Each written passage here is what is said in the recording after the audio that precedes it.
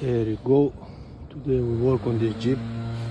The problem here is the fuel tank leaking, so you can see how much dirtiness there. So they hold the water, and then from somewhere the petrol tank have a hole and it start leaking. It's a bit headache job, especially when you remove these two pipes. The clips which they hold it always break down, so you have to buy new ones. Let's see how it's gonna go today. There we go, the moment of the truth.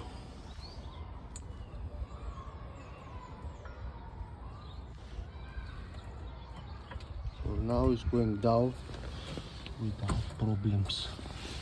Perfect.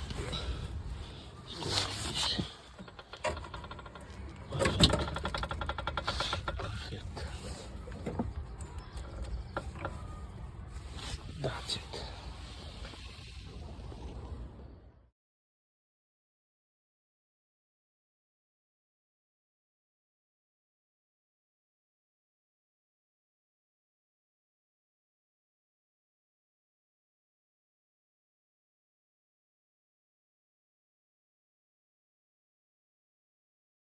There we go, half clean now.